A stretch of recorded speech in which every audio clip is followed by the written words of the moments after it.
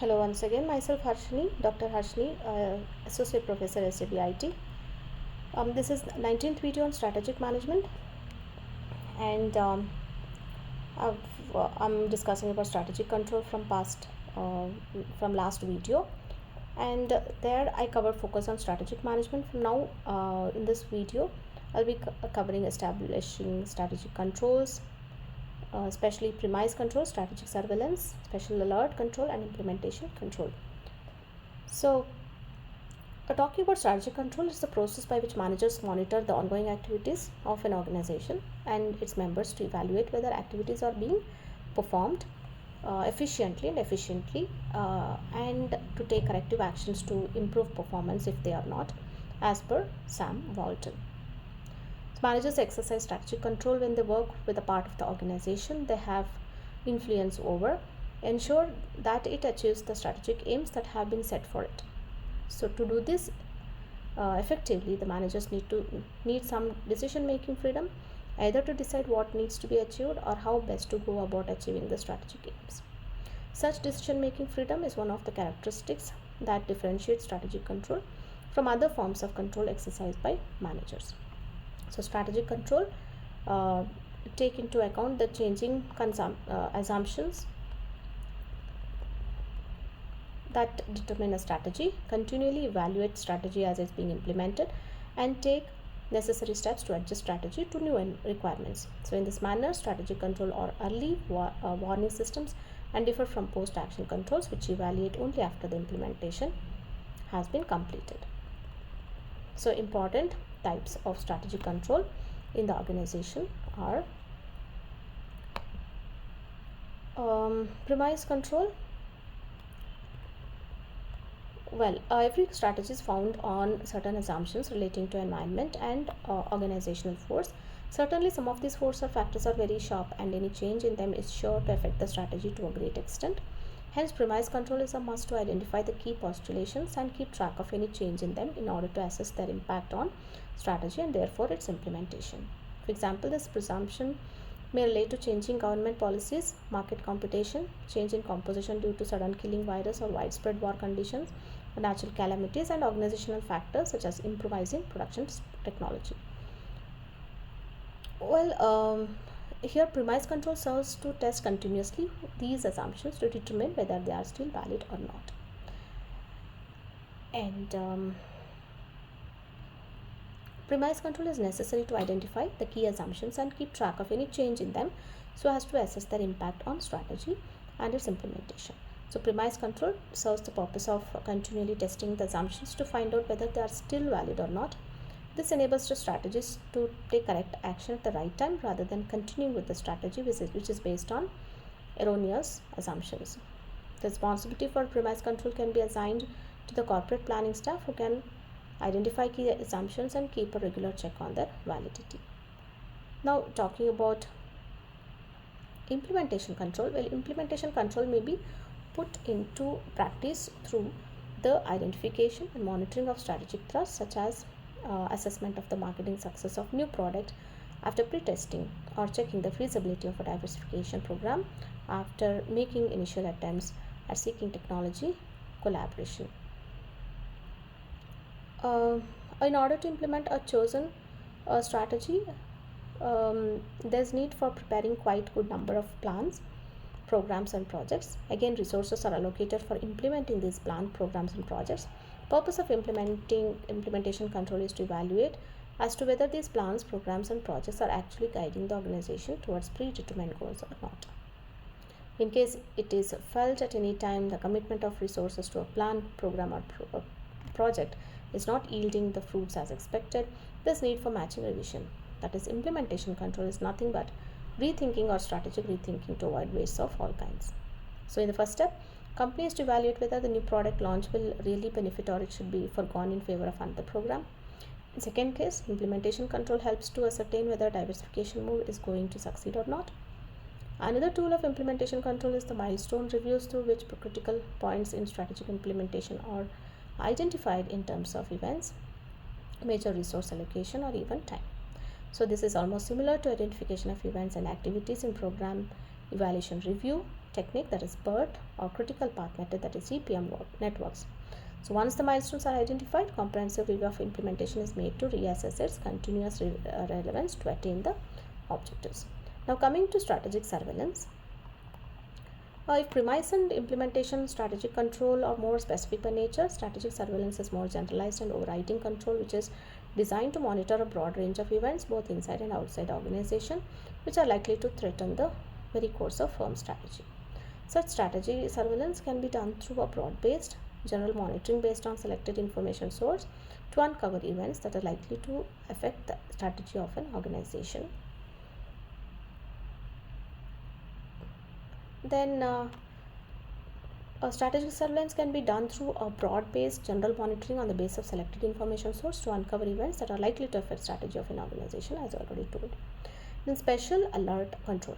The special alert control on trigger mechanism for rapid response and immediate reassessment of strategy in the light of sudden and unexpected events called crisis. Crises are critical situations that occur unexpectedly and threaten the course of a strategy. Organizations that hope for the best and prepare for the worst are in the advantage position to handle a crisis.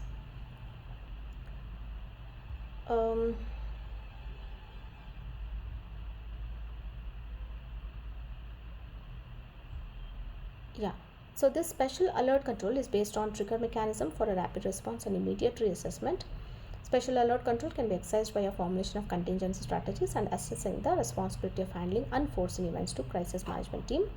The instance of such sudden and unexpected events can be, say, sudden fall of government at center or even state, terror attacks, industrial disaster, any natural calamities of earthquakes, floods, fire, and so on. So there are 4 steps to design, an effective control system. Effective control system. They are establishing standards and targets against which performance is to be evaluated. Then creating measures and monitoring system that indicate whether standards and targets are being reached. Compare actual performance against established standards. Initiate corrective actions which is decided that the standards and targets are not being achieved. Well, establishing strategic control system includes strategic control requires data from more source. It requires more data from external source. They are oriented to the future. It's more concerned with measuring the accuracy of decision premise. Strategic control standards are based on external factors. It relies on variable reporting intervals. Its models are less precise. Strategic control models are less formal. Principal variables in strategic control model are structural. Key need and analysis for strategic control is model flexible.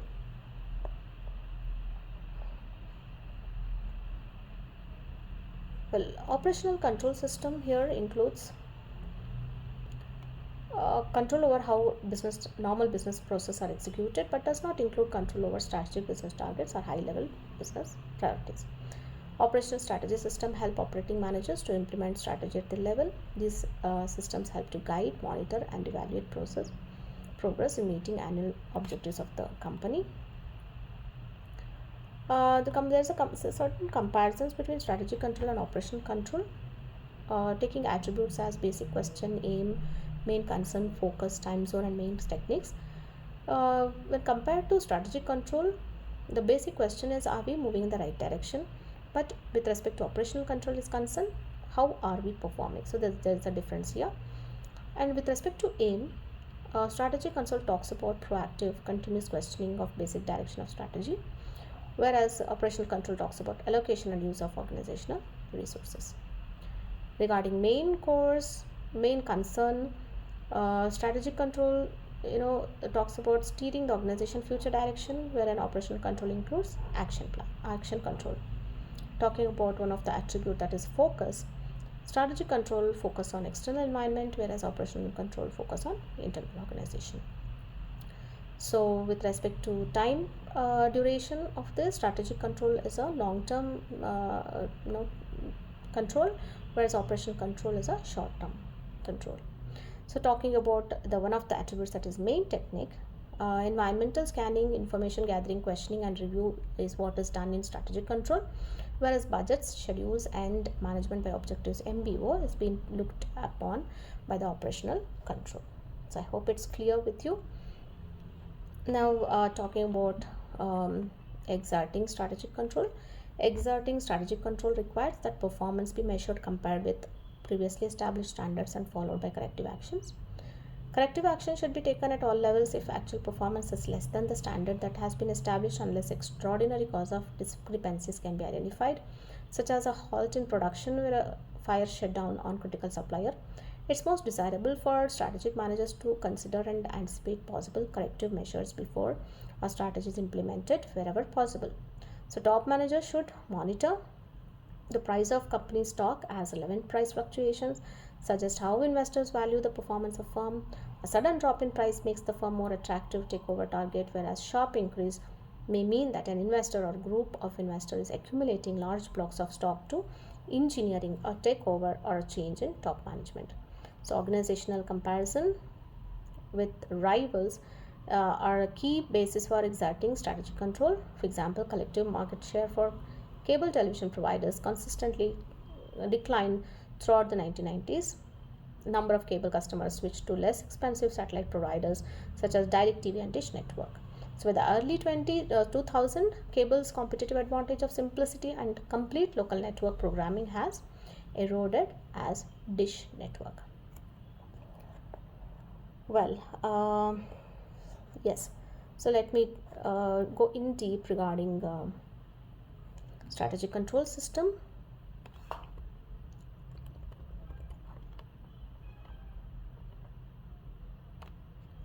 All right. So process of strategic control.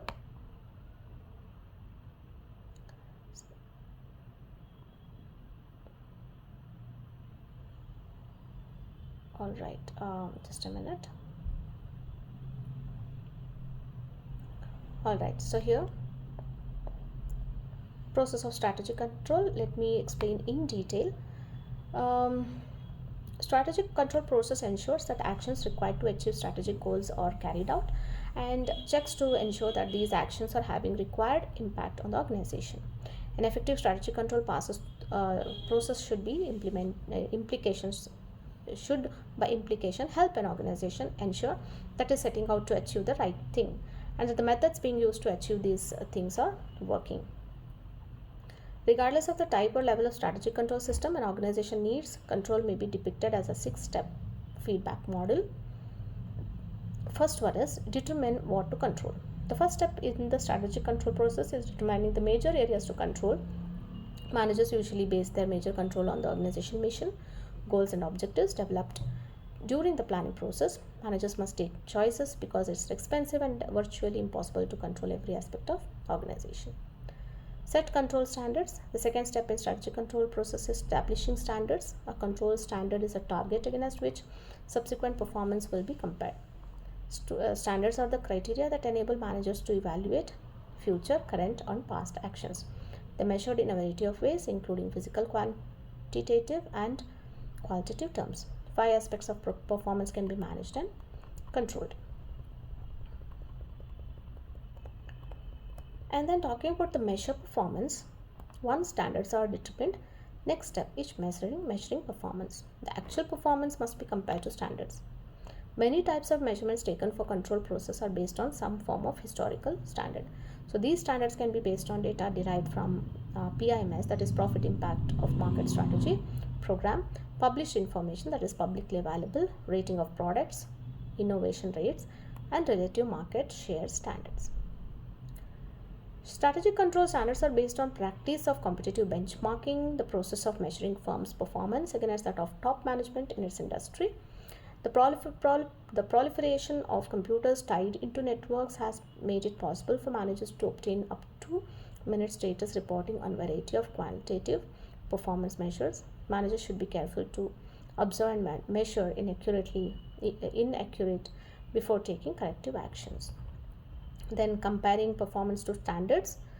The comparing step determines the degree of variation between actual performance and standard. If the first two phases have been done well, the third phase of controlling system, comparing performance with the standards, should be straightforward. However, sometimes it is difficult to make the required comparison, that is behavioral standards. Some derivations from the standard may be justified because of changes in environmental conditions or other reasons. Then comes determining the reasons for the deviation. The fifth step of strategic control process involves finding out why performance is derived from the standards. Cause of deviation can range from selected achieve organizational objectives. Particularly, the organization needs to ask if the deviations are due to internal shortcomings or external changes beyond the control of organization. A general checklist should be such as following can be helpful. Are the standards appropriate for the stated objectives and strategies? Are the objectives and corresponding still appropriate in light of current environment situation? Are the firm's organization structure or system and resource support adequate for successfully implementing strategies and therefore achieving the objectives? Are the activities being executed appropriate for achieving standards? Well, the next step will be taking corrective actions. The final step in strategic control is determining the need for corrective actions. Managers can choose among three courses of action. They can do nothing, they can correct the actual performance, and they can revise the standards. So these are the three courses of action. When standards are not met, managers must carefully assess the reason why and take corrective action. Moreover, the need to check standards periodically to ensure that standards and associated performance measures are still relevant for the future. So then to conclude, the final phase of controlling still I need to continue. This final stage of controlling process occurs when managers must decide action to take corrective performance when deviations occur. Corrective action depends on the discovery of deviations and the ability to take necessary action. So often the real cause of deviation must be found before corrective actions can be taken. Causes of deviation can range from unrealistic objectives to the wrong strategy being selected achieve organizational objectives. So each cause requires a different corrective action. Not all deviations from external environment threats or opportunities have progressed to the point a particular outcome is likely. Corrective actions may be taken. Then to conclude, strategic control is an integral part of strategy. Without properly placed controls, the strategy of company is bound to fail. Strategic control is a tool by which companies check their internal business process and environment and ascertain the progress towards their goal. So here, let me just wind up. Before I wind up, I like to brief on strategic control, which are intended to steer companies towards long-term strategic direction, concerned with tracking the strategy as it's being implemented, detecting problems or changes in the premises, and making necessary adjustments. And they are intended to steer the company towards long-term strategic directions. After